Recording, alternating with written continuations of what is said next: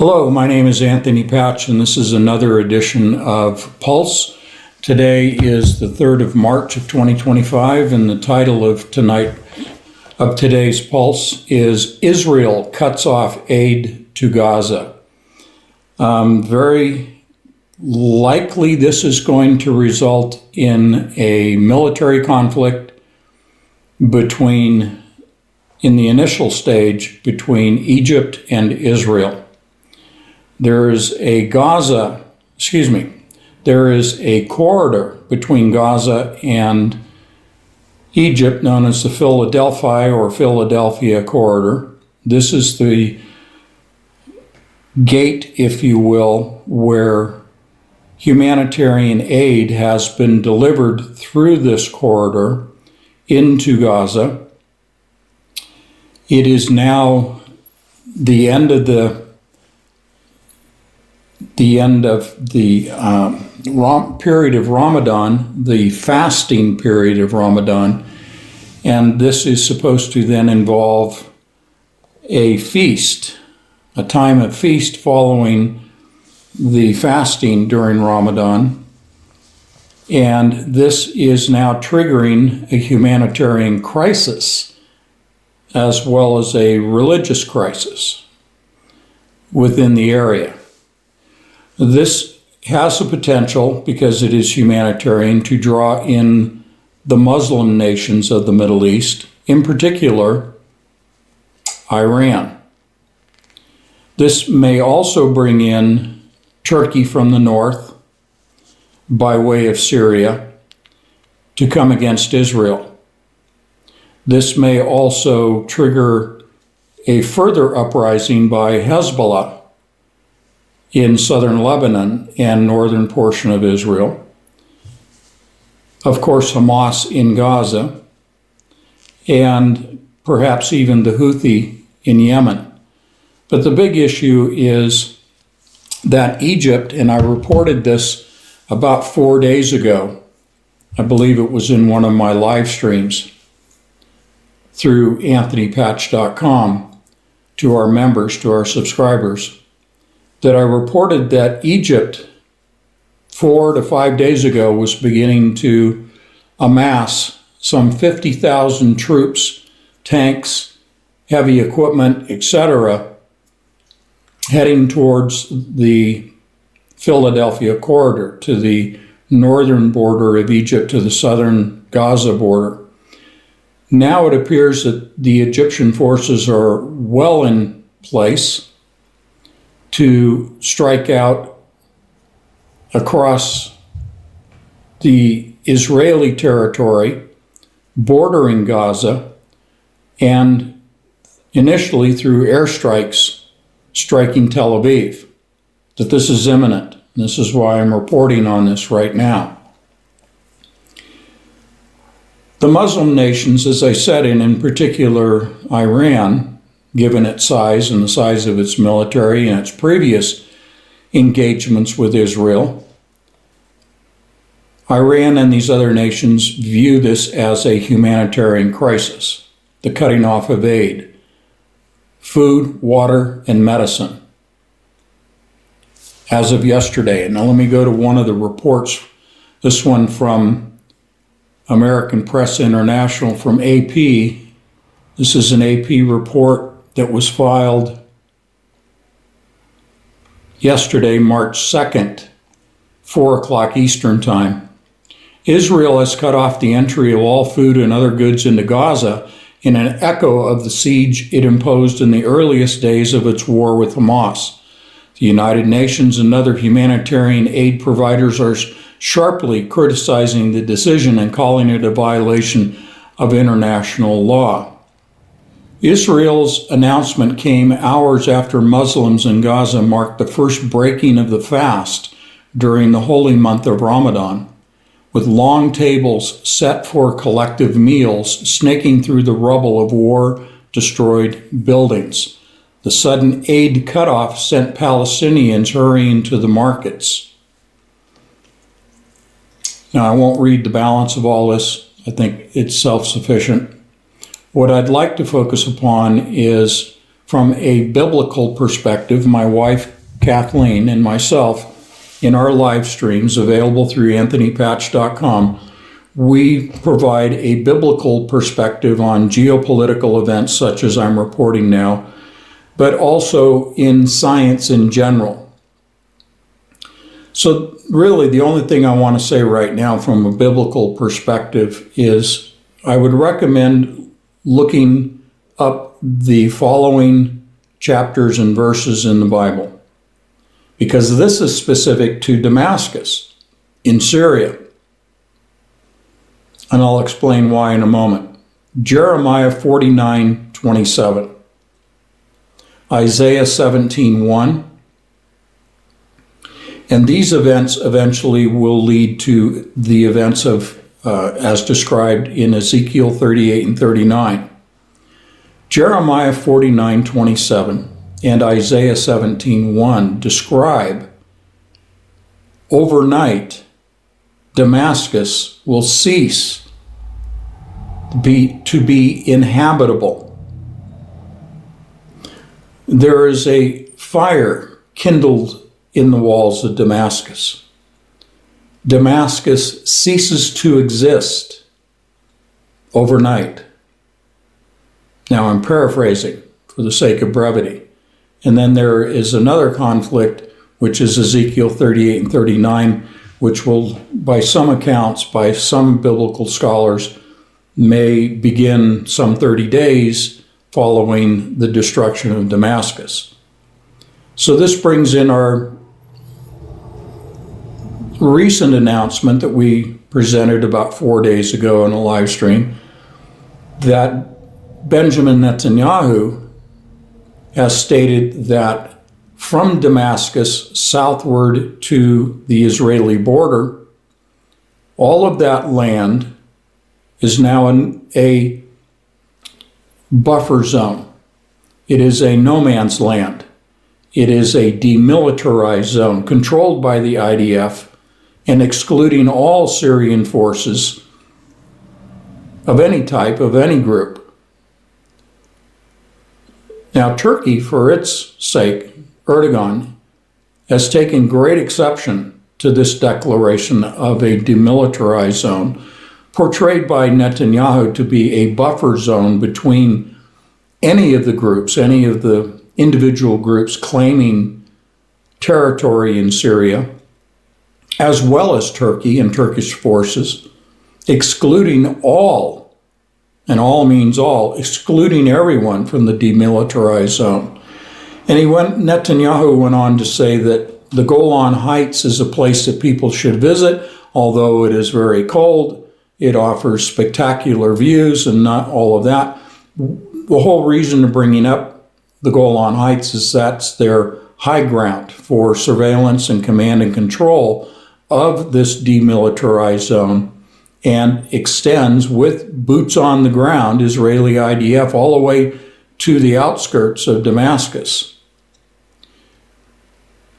Putting the two together, Damascus and now the Philadelphia corridor event, the cutting off of aid, this cutting off of aid, I believe, on the part of Netanyahu is purposeful for the inciting of the Muslim world to engage in warfare against Israel. Now, why would Netanyahu want to spread the war? Why would he want to escalate things? Well, he wants ultimately to have a reason to target Iran. His reasons have focused upon the fear of the development of atomic weapons, warheads on the part of Iran, their nuclear program. And I'm sure you all have heard of this before. Israel, we can put it this way, is itching for a war against Iran. And in striking Iran, drawing in the United States, Iran being a tripwire that would result in the drawing in of American U.S. forces in support of Israel. I believe this is why the aid was cut off during Ramadan, to inflame the Muslim world. And this is not just within Gaza. This is also to incite the Palestinians in Gaza, but also Palestinians that are in the West Bank, where we hear very little of that in the Western media, but there has been active warfare for a couple of months now going on in the West Bank that has escalated over the last couple of months, all part of this extermination of the Palestinian race on the part of Netanyahu.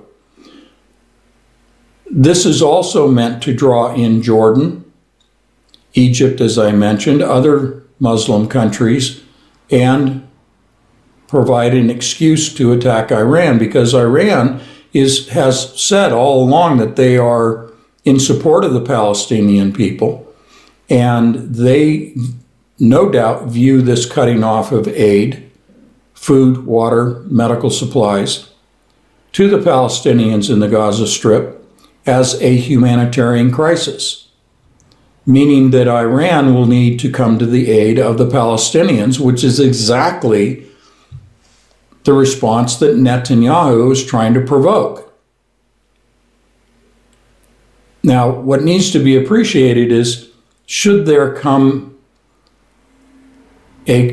conflict arise between Iran and Israel, probably Israel making a preemptive strike against Iran, using whatever excuse that Netanyahu wants to conjure up, so to speak.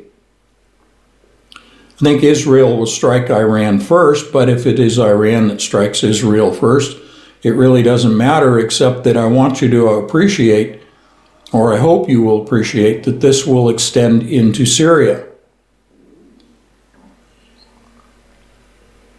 When this extends to Syria, this will be a violation of the demilitarized zone that Netanyahu has declared. They will violate, Iranian forces will violate that area in conjunction with forces in Syria, the various groups, and this will also result in Turkey coming against Israel by first entering Syria and moving south towards Jerusalem, which Erdogan has said all along that's their goal in the extension of the Ottoman Empire, is to occupy Israel. So when they say targeting Jerusalem, that's what they mean. This will also initiate Hezbollah in southern Lebanon to also move into Syria against the IDF. Turkey, Hezbollah, Iran, IDF all coming together as a focal point in Damascus is going to result in the destruction overnight, as foretold in the Bible, that it will cease to exist overnight. It will no longer be inhabitable. I believe we are on the threshold of that.